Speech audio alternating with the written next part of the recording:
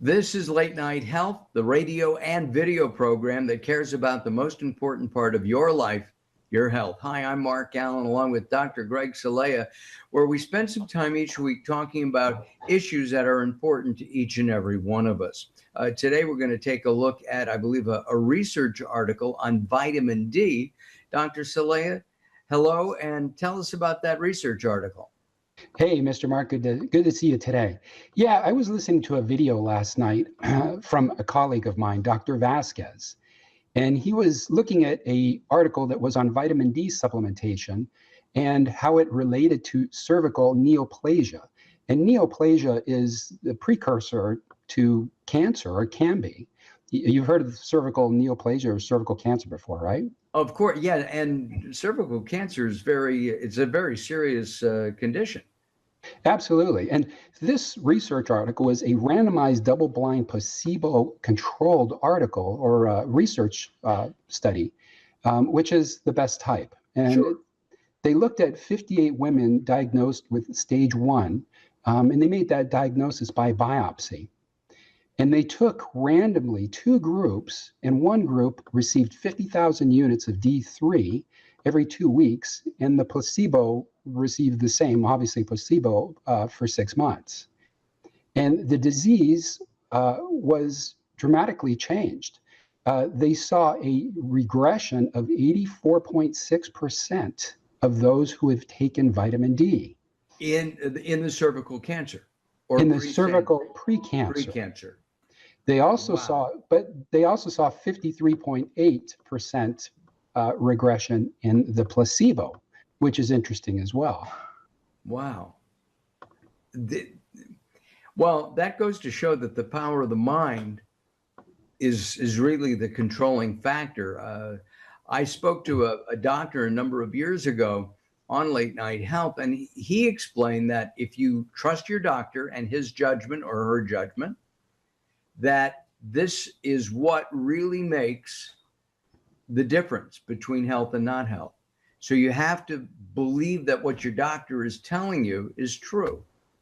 Does that make sense to you? Well, of course it does. And, what your thought process is very important. But if you look at it, 84.6% regression from vitamin D. They also saw a decrease in insulin, which is responsible for insulin resistance. They saw an increase in nitric oxide, which relates to blood pressure, an increase in antioxidant capacity, an increase in glutathione, which you and I talked about before. Right, a couple weeks ago, yeah. And they saw a reduction in oxidative stress. Wow. And what about in the placebo? There was a reduction of the precancer. What about the other issues? They didn't really mention it when they reviewed it as far as the other ones. But they're thinking that the modulation of the vaginal microbiome due to the vitamin D is responsible for this scenario. Wow. Well, vitamin D is considered almost a hormone, is it not? Oh, absolutely. They also saw improved calcium, magnesium, and selenium levels. It reduced cellular inflammation, and it inhibits NF-kappa beta pathway, which helps reduce inflammation and also viral replication. Okay, I had to translate that in my head. Viral replication would be the spread of viruses? Yeah, pretty much. Okay. So what is the significance of this study as it relates to women first and then perhaps men? Well, I think it relates to everybody. I mean, vitamin D is just so important. We've already had many conversations on vitamin D.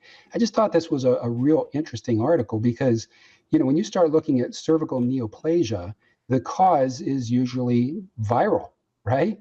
Okay. So vitamin D is important with virus. Well, and 50,000 units is quite a chunk, isn't it? I mean, I don't know what the USDA recommendation is. I'm not saying that I think the USDA needs to be updated. I take about 10,000 to 15,000 units a day. Obviously, I don't have a cervix, but or any of the other things that go with it. But I just feel that it's an important thing to have in my diet. Yeah, well, they did 50,000 units of D every 2 weeks for 6 months. Was that intravenous, do you know, or? No, it's just regular D3.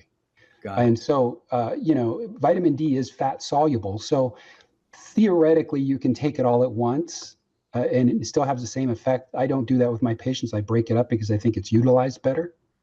But yeah, it's big. Is there an average that you would recommend for people? I got asked that this morning at a meeting I was at, and no, you can't because it is fat soluble and everybody is so different. So you And need to so, have it be tested. absolutely, to really get the optimum level, I think it is really important to be tested. Those with autoimmunity take way more vitamin D than those that don't. And sometimes prevention of autoimmunity can be big with vitamin D as well. So the testing is really important. Uh, there's an epidemic, to my understanding, of a lack of vitamin D because we don't go out in the sun anymore. Yeah, but even like I was mentioning in this meeting this morning, uh, they asked me, if you stay in the sun, are you okay? Well, theoretically, but I haven't seen anybody that had appropriate levels, even from being in the sun.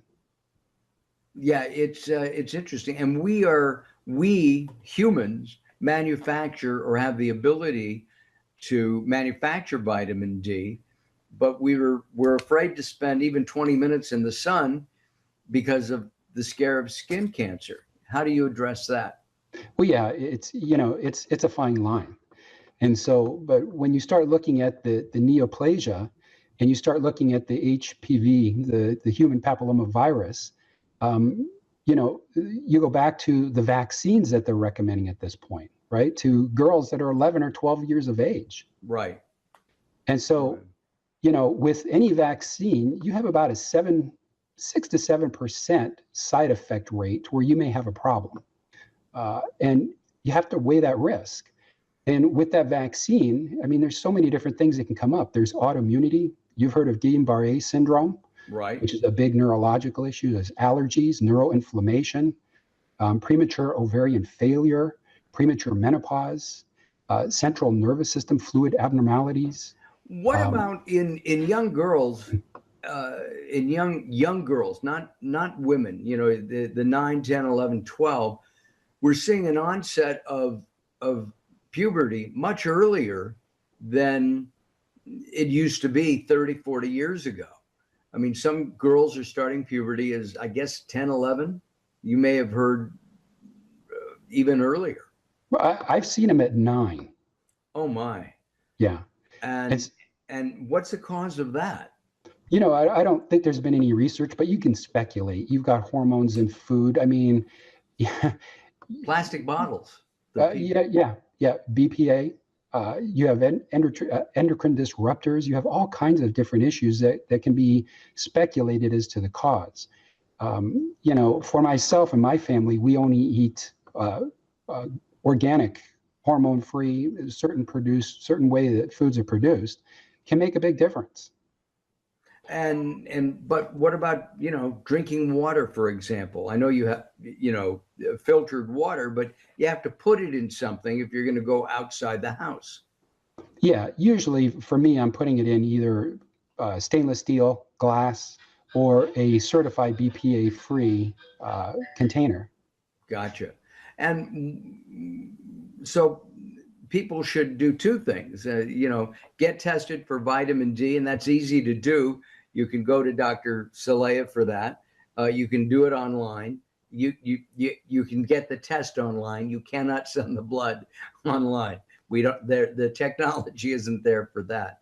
And I know that my last blood test showed that I was low on vitamin D, and the recommendation was, I can't remember. I think it was 5,000 units.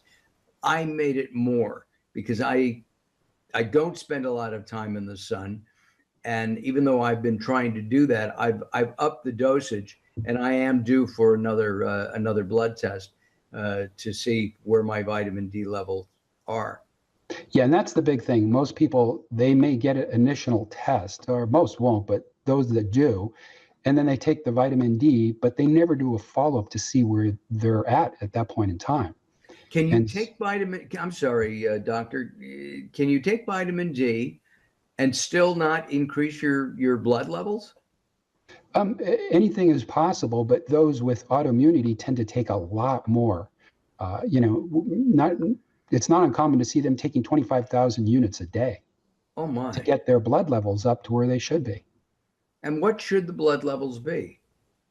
I like mine anywhere between 75 and 80 to 100. And if you look at labs, they flag it way differently. And so, you'll see somebody in the 35s that show to be adequate, which I don't feel is the case. Gotcha. Vitamin D is super important, and we'll have to follow up on that study to see what else, it comes from it and subsequent studies on vitamin D and pre-cervical cancer.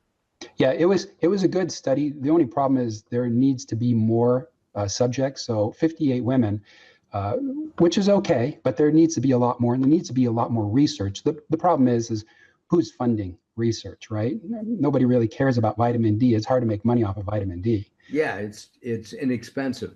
right? So you end up with all kinds of issues. In fact, they did another study with selenium, and it had very, very common results. Is this with cervical neoplasia? One of the things regarding double-blind studies, they're they don't necessarily are accurate. I mean, yes, you've got 20,000 people in a study over 10 years, and that costs a lot of money, first of all, and nobody's going to spend that on vitamin D. But Yeah, you're right. And anything that is cheap, right? right, Supplementation, it's going to be hard to find to where you get large samples of people to be tested over a long period of time to have a randomized double-blind placebo-controlled trial. interesting. Well, doctor, thank you very much for your time today. A little shorter than we normally do, but we will be back next time. Join us at drcelaya.com, drcelaya.com. And if you're there, look around. Lots of good videos. There's some audios, lots of articles. And of course, you can always sign up for a free consultation, a 15-minute consultation with Dr. Celaya himself. That's drcelaya.com, drcelaya.com. And you can also visit us at latenighthealth.com, latenighthealth.com. I imagine I almost forgot my own website. Dr. Celaya, thank you for your time today. Hey, thanks, Mark. Have a great day. You too. I'm Mark Alyn. We'll see you next time.